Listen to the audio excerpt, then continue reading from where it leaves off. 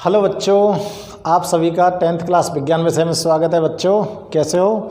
देखो पाठ अपना 10 चल रहा था, लेकिन बोर्ड के नया जो सिलेबस जारी हुआ है उसमें 10 पाठ को बिल्कुल हटा दिया गया है ना। इसलिए पाठ 10 को तो मैं कर रहा हूँ बंद, ठीक है, और पाठ 11 चला रहा हूँ। बच्चों आपको सिलेबस के बारे में पूरी तरह से मनोज सर ने समझा दिया है। यूट्यूब पर उन्होंने अपना एक वीडियो छोड़ा है और सर का वो वीडियो कंप्लीट देखना। विज्ञान का जो सिलेबस है उसमें कंप्लीटली आपको एक्सप्लेन किया गया है कि किस पार्ट में से क्या क्या चीज़ें हटाई गई हैं और क्या क्या चीज़ें रखी गई हैं। और अब यहाँ से आगे मैं जो पढ़ाऊँगा आपको according to syllabus, new syllabus, वही चीज़ पढ़ाऊँगा आपको। अब देखो चैप्टर 11 यानी कि 11वें पाठ जो कार्य, ऊर्जा और शक्ति है, इस पाठ में केवल 3 टॉपिक रखे हैं आपके लिए। और 3 टॉपिक कौन से? कार्य, शक्ति और विद्युत शक्ति। ये 3 पढ़ने हैं आपको। कार्य के बारे में, शक्ति के बारे में और विद्युत शक्ति के बारे में। केवल ये 3 टॉपिक हैं और 6 नंबर हैं। 6 नंबर का चैप्टर रखा है ये, ठीक है ना। तो बच्चों स्टार्ट करते हैं हम कार्य के बारे में पढ़ना, है ना। तो देखो कार्य क्या होता है।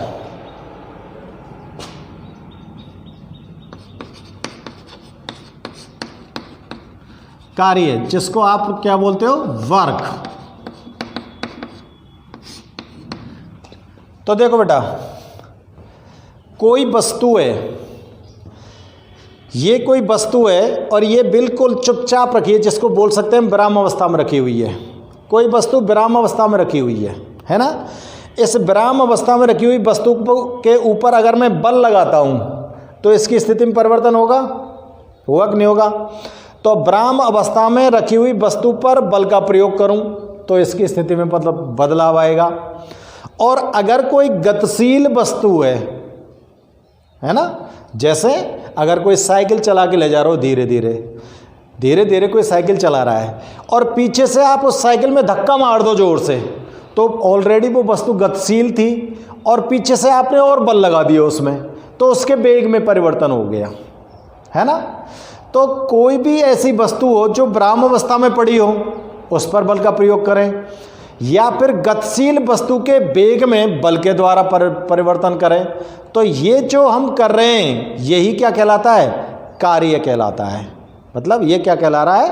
कार्य कहला रहा है। तो देखो मैं इसकी परिभाषा नोट कर रहा हूं आपको। बल का उपयोग करके, बल का उपयोग करके,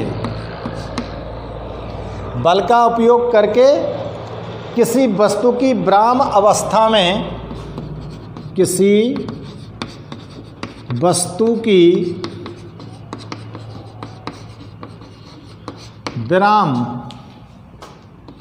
विरामावस्था में परिवर्तन करना,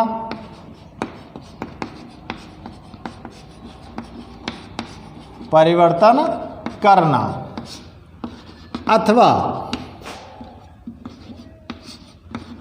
गतिशील वस्तु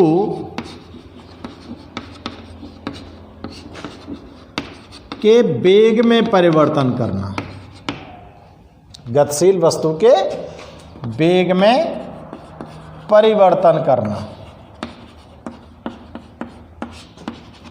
ही कार्य कहलाता है। ठीक है भाई, ये तो कार्य की एक साधारण सी परिभाषा आपके लिए हो गई, लेकिन वैज्ञानिक दृष्टिकोण से कार्य को एक अलग तरीके से परिभाषित किया गया है। विज्ञान के अनुसार कार्य क्या होता है?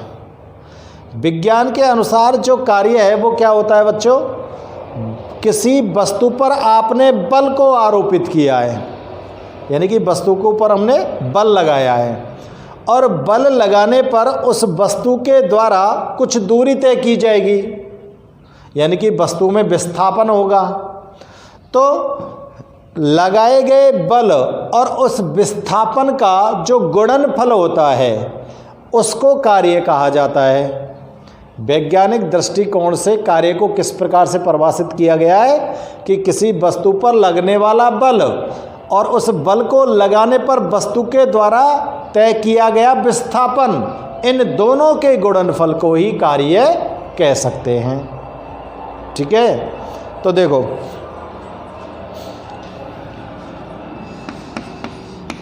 किसी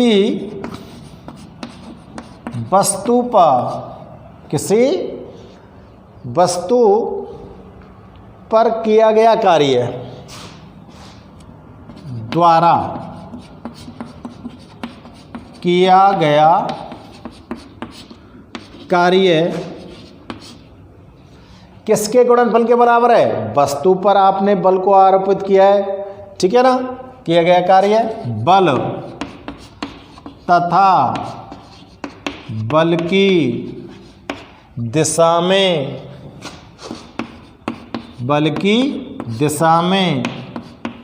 उत्पन्न विस्थापन के गुणनफल के बराबर होता है।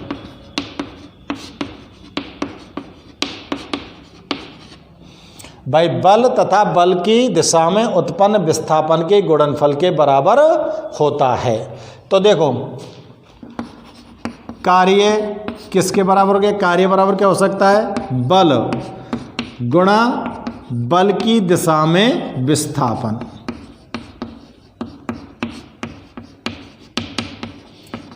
विस्थापन है तो जानते होंगे।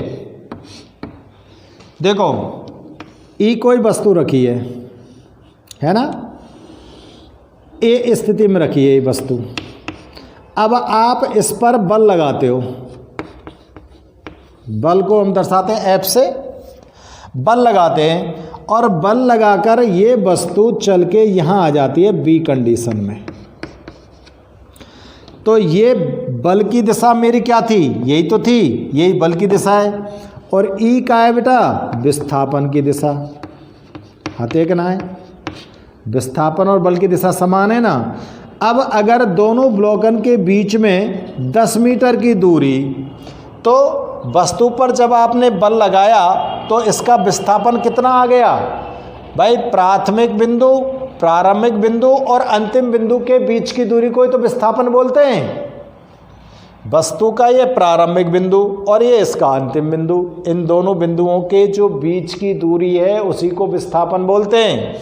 तो बल आपने आरोपित किया, इसने इतनी दूरी तय की, यहाँ पर पहुँच गया, तो बल गुणा बल की दिशा में विस्थापन के बराबर कार्य होता है। यानी कि जब तक, मुख्य बात क्या है हमारी, मूल बात आपको ध्यान में रखनी है कि किसी वस्तु के द्वारा कार्य तब तक नहीं किया जा सकता जब तक कि उसके अंदर कोई विस्थापन ना हो।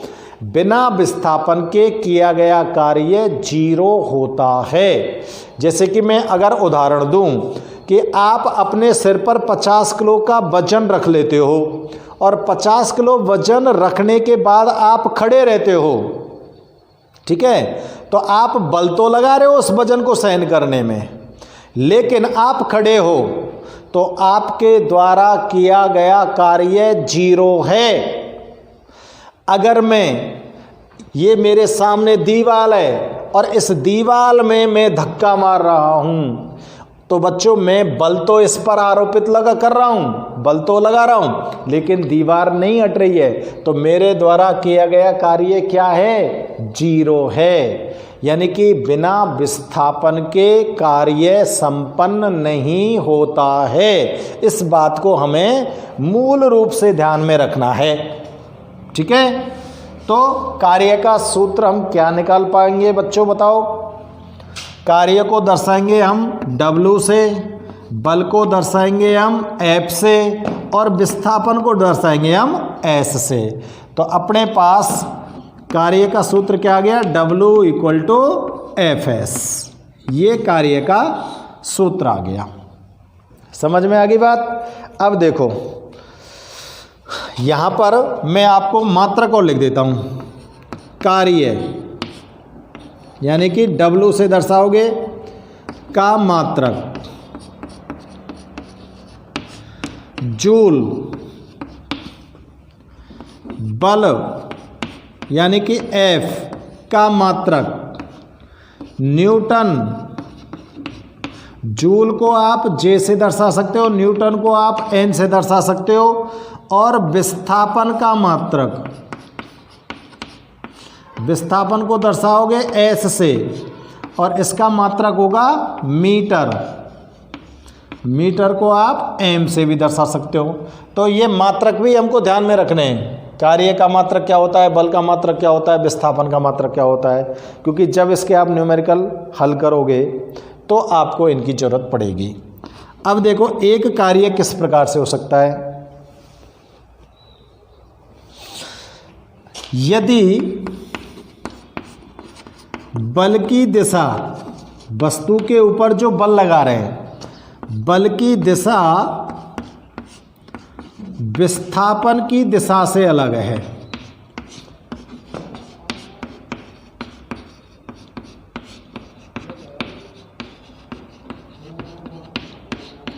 अगर बल की दिशा किससे अलग है, विस्थापन की दिशा से अलग है,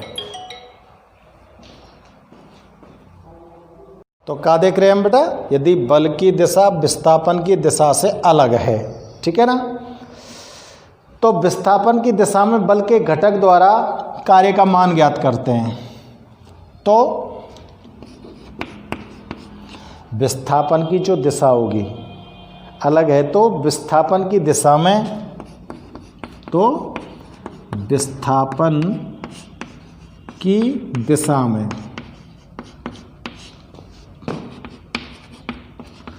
बल के घटक द्वारा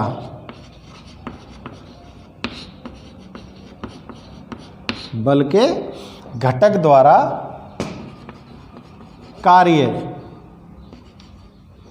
का मान ज्ञात किया जाता है।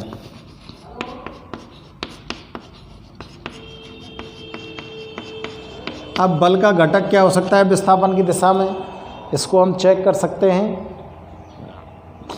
तो देखो ये नीचे से दिख रहा है आपको, नीचे से कितना दिख रहा है, तो चलो एक बहुत लिख लो तुम, मैं दोबारा से आपको एक फिगर बनाता हूँ, उस फिगर के से बताता हूँ। तो देखो ये कोई वस्तु है ना, और इस वस्तु पर आप बल लगा रहे हो विस्थापन की दिशा के से अलग दिशा में, यानी कि वस्तु आपकी ए स्थिति में रखी है और ये पहुंचनी है आपके पास बी स्थिति में। अब यहाँ पर आप बल लगा रहे हो, जैसे देखो बल की दिशा ये है और विस्थापन की दिशा ये है। समझ में आ रही मेरी बात? बल और विस्थापन की दिशा दोनों की अलग अलग समझ में आ रही कि ना आ रही? ठीक है ना। तो बेटा वस्तु इधर गति कर रही है, ये विस्थापन की दिशा है, एस लिख दूं। चलो विस्थापन की दिशा यहाँ से और यहाँ तक लिख देता हूँ मैं, विस्थापन इस तरफ, ठीक है ना, विस्थापन की दिशा। अब देखो ऐसी स्थिति कहाँ देखें तुम, जैसे बचपन में तुम लोगों ने खिलौना खरीदे होंगे और उस खिलौने को क्या किया होगा, आपने धागे से बांधा होगा और धागे से बांधकर उस खिलौने को इस तरह से खींचा होगा, है ना। तो जैसे यहाँ पर आपका खिलौना रखा है, आप यहाँ पर खड़े हो तो आप अपने हाथ से ऐसे तो खींचेंगे खिलौने को। अब खिलौना की डोरी ऊपर है तो इस तरह से खींचेंगे तो खिलौना आगे की तरफ जाएगा कि नहीं जाएगा। तो वही कंडीशन है यहाँ पर, ये आपका खिलौना है, आप यहाँ पर खड़े हो, आप धागे से पकड़कर इस खिलौने को खींच रहे हो, तो खिलौना बताओ कहाँ जाएगा, आगे की डायरेक्शन में जाएगा कि नहीं जाएगा। लेकिन आप बल तो ऊपर की दिशा में आरोपित कर रहे हो और खिलौना जा रहा है सीधा डायरेक्शन में जा रहा है कि नहीं जा रहा है। तो बल और विस्थापन की दिशा एक दूसरे से अलग अलग है। तो इस जगह पर अगर हमको कार्य का मात्रक ज्ञात करना है बच्चों, तो कार्य का मात्रक ज्ञात करने के लिए हम बल के घटक का उपयोग करते हैं। और बल का घटक क्या है, इन दोनों के बीच में देखो, अगर मैं मान लेता हूँ थीटा कोण बन रहा है, इन दोनों के बीच में कौन सा कोण बन रहा है, थीटा। तो यहाँ पर जो बल का घटक होगा वो क्या होगा, एफ कॉस थीटा। बल का घटक क्या है यहाँ पर, एफ कॉस थीटा। ठीक है ना। तो अब मैं कार्य को मात्र मान कैसे ज्ञात करूं, ठीक है ना। कार्य का मान ज्ञात करने के लिए मुझे क्या करना पड़ेगा, यहां पर मैं बता देता हूं। बल का घटक, बल का घटक क्या है, एफ कॉस थीटा। अब किया गया कार्य जो है वस्तु के द्वारा, उसको किस प्रकार से ज्ञात करें।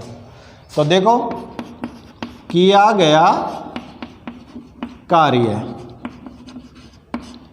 बराबर बल का घटक, ठीक है, क्या लिखोगे, बल का घटक गुणा विस्थापन।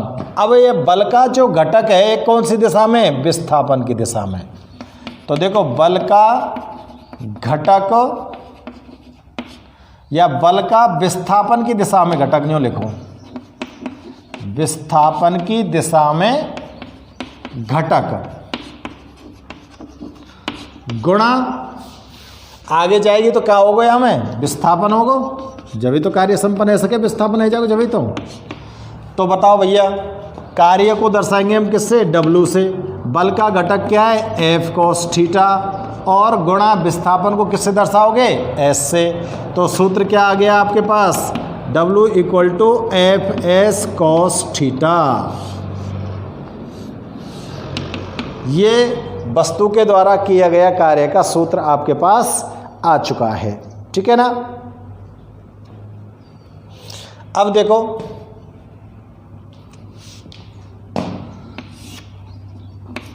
यहां पर एक इंपॉर्टेंट चीज बता देता हूं आपको। कार्य जो होता है बच्चों, कार्य एक अदिश राशि है,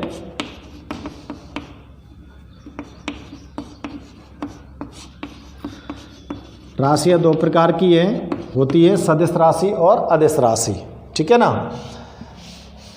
कार्य एक अदिश राशि है, अदिश राशि वो होती है जिससे दिशा का ज्ञान नहीं होता है। इसका मान धनात्मक भी हो सकता है और ऋणात्मक भी हो सकता है।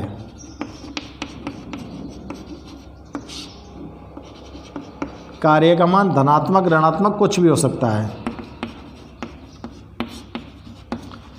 और कार्य का मान धनात्मक कब होगा, जब किया गया कार्य बल की दिशा में होगा, विस्थापन की दिशा में होगा।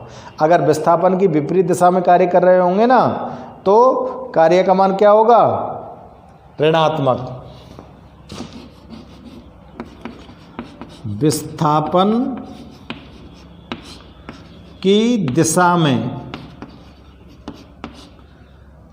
कार्य कैसा होगा, धनात्मक, ठीक है ना। और विस्थापन की विपरीत दिशा में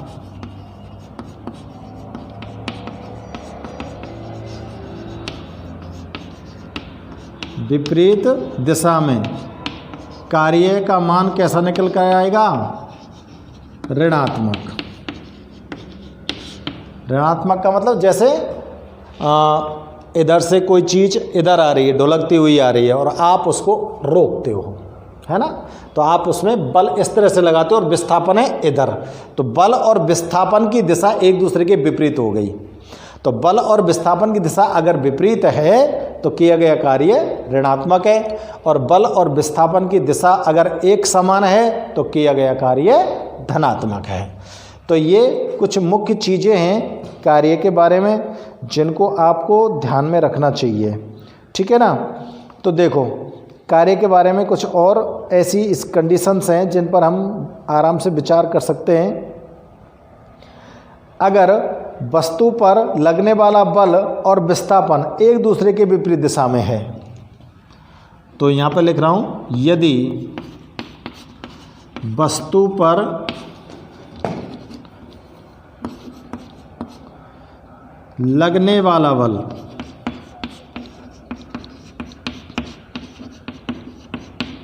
और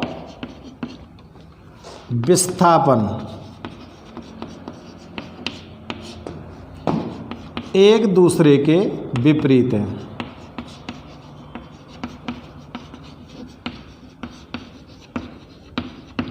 बल और विस्थापन कैसे हैं अब एक दूसरे के विपरीत दिशा में। यानी कि अगर मैं बात करूं कि दोनों दिशाओं के बीच में कोण कितने को बन रहा है, दोनों दिशाओं में 180 डिग्री का कोण बनता है।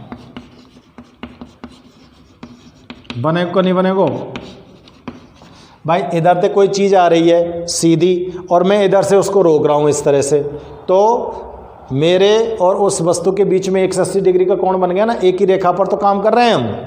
तो देखो थीटा को मान कितने का को बताओ, 180 डिग्री है। को बल का घटक से आप इसका मान निकालो कॉस थीटा से। अब एफ एस कॉस 180 आगो कि नहीं आगो, और कॉस 180 का मान कितना होता है बताओ, -1 होता है। तो एफ एस गुणा -1 आएगा, तो किया गया कार्य क्या आएगा,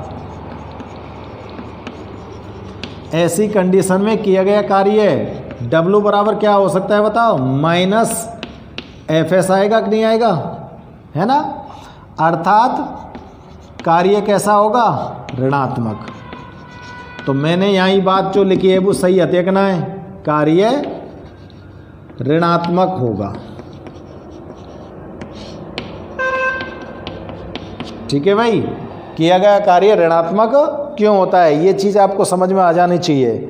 और ऐसा आपको कब देखने को मिलता है, जब कोई गाड़ी चल रही हो और गाड़ी में तुम चलती में ब्रेक लगाओ, तो ब्रेक से जो बल लगेगा टायर में वो विस्थापन की विपरीत दिशा में लगेगा, नहीं लगेगा, तो वहाँ पर किया गया कार्य ऋणात्मक होगा, विस्थापन की दिशा के विपरीत दिशा में होगा, तो आपकी गाड़ी रुक जाएगी। और अगर चलती हुई गाड़ी में आपने रेस दे दी तो किया गया कार्य क्या होगा, धनात्मक होगा, क्योंकि आप विस्थापन की दिशा में ही बल लगा रहे हो, है ना। तो नोट करो आप इसको और समझेंगे भी इसको ढंग से। देखो और देखते हैं, पृथ्वी के गुरुत्वीय बल के कारण, गुरुत्वीय बल कह सकें, गुरुत्वीय त्वरण कह सकें, बल के कारण किया गया कार्य। भाई गुरुत्वीय बल कैसा लगता है बताओ, पृथ्वी द्वारा जो गुरुत्वीय त्वरण वस्तु पर लगता है या गुरुत्वीय बल जो लगता है वो क्या होता है, तो गुरुत्वीय बल क्या होता है, बल F बराबर क्या होता है, mg, g क्या है यहाँ पर, गुरुत्वीय त्वरण है, और m क्या है, वस्तु का द्रव्यमान है। अब गुरुत्वीय त्वरण कैसा लगेगा, वस्तु ऊपर से नीचे आएगी ना, तो ये कैसी स्थिति हैगी, ऊर्ध्वाधर स्थिति हैगी, ऊपर से नीचे आएगी और ऊर्ध्वाधर स्थिति है। तो इस स्थिति में जो बल और विस्थापन की जो दिशा है वो कैसी है भाई, गुरुत्वीय बल कहाँ लग रहा है, नीचे की तरफ लग रहा है, विस्थापन कहाँ लग रहा है, नीचे की तरफ लग रहा है। तो वस्तु मान ले कोई h ऊंचाई पर है, वस्तु कहाँ पर है, h ऊंचाई पर है, तो यहाँ पर थीटा का मान क्या हो सकता है, 0 हो सकता है कि नहीं हो सकता। भाई वस्तु की ऊंचाई क्या मान लूँ मैं, h ऊंचाई पे स्थित थी बच्चों वस्तु, और यहाँ से नीचे को तुमने गिराई, तो गुरुत्वीय बल के कारण तो नीचे आवेगी, गुरुत्वीय बल के कारण तो नीचे आएगी, तो यहाँ पर थीटा बराबर क्या हो जाएगा, 0 हो जाएगा। तो ऊर्ध्वाधर स्थिति अगर आ रही है, बल कैसा लग रहा है, यहाँ पर बल ऊर्ध्वाधर नीचे की ओर लग रहा है,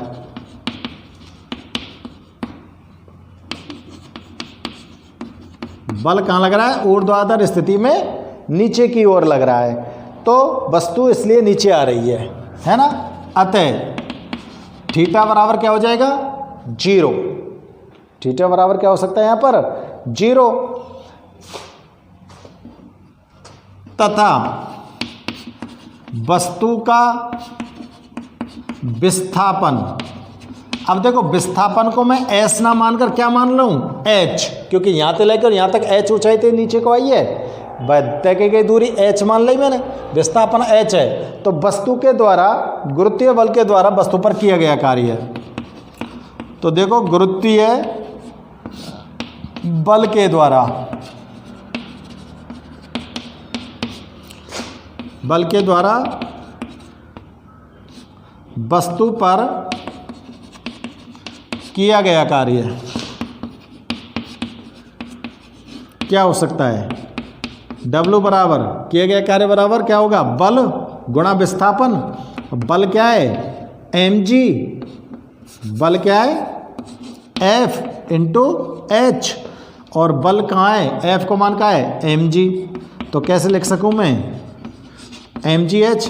तो गुरुत्वीय बल के कारण वस्तु पर किया गया कार्य गुरुत्वीय क्षेत्र में, या गुरुत्वीय क्षेत्र में कह सकते हैं, गुरुत्वीय बल के द्वारा किया गया कार्य इस सूत्र से निकालोगे आप लोग। ठीक है भाई।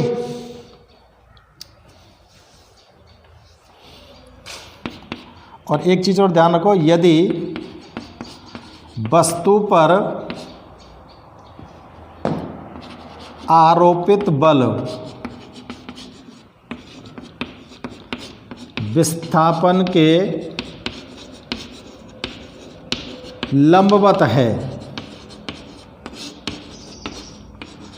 तो लंबवत है तो थीटा बराबर क्या आ जाएगा? 90 डिग्री। थीटा बराबर क्या आ जाएगा? 90 डिग्री। और किया गया कार्य W बराबर क्या हो जाएगा? Fs cos theta. ठीक है ना? तो क्या हो गया? Fs cos 90। बताओ cos 90 को मान के देख रहे हैं 0, तो किया गया कार्य क्या हो जाएगा? 0। लंबवत स्थिति में वस्तु द्वारा किया गया कार्य क्या होता है? 0 होता है। ठीक है ना? तो देखो बेटा, ये कार्य के बारे में आपको मैंने समझाया है। तो कार्य के बारे में और कुछ थोड़ा बहुत और ज़्यादा आपको नेक्स्ट वीडियो में मैं समझाऊंगा। ओके बच्चों।